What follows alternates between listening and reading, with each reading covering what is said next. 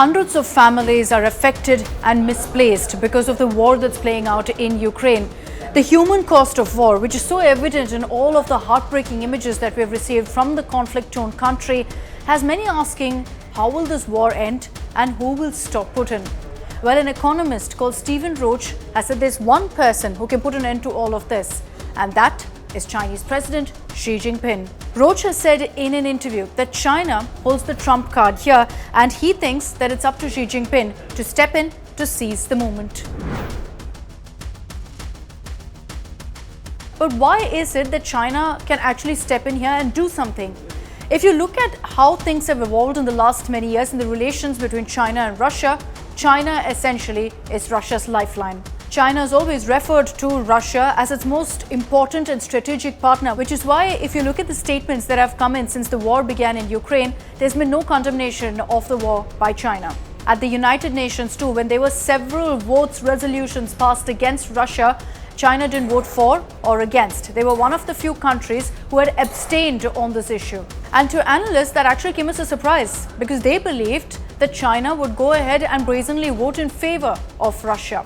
But the Chinese government, perhaps indicating exactly why they didn't do that, expressed their concern over the war and the kind of human cost of this, the casualties that have been reported in Ukraine.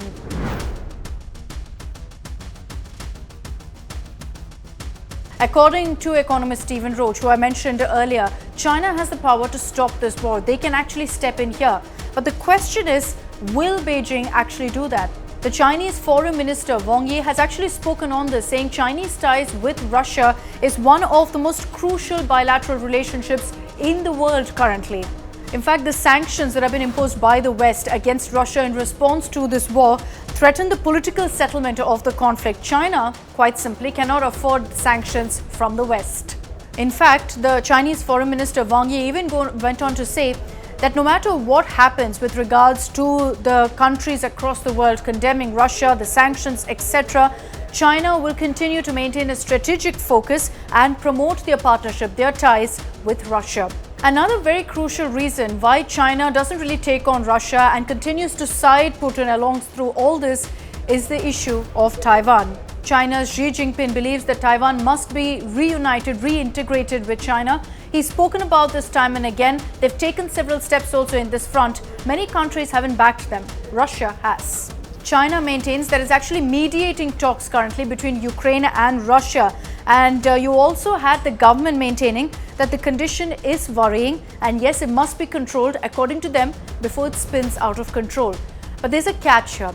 There were many reports that also suggested that China knew very much about Vladimir Putin's plan of invading Ukraine, but asked him to wait till the Winter Olympics in Beijing was completed, which is exactly what happened. Putin announced demilitarization and denazification of Ukraine post the Olympics. So the question remains, will Xi Jinping actually intervene here, be the peacemaker in the Russia-Ukraine conflict, or will he continue to abstain, continue to sit on the fence on this issue? For more informative videos like this, keep watching India Today Newsmo.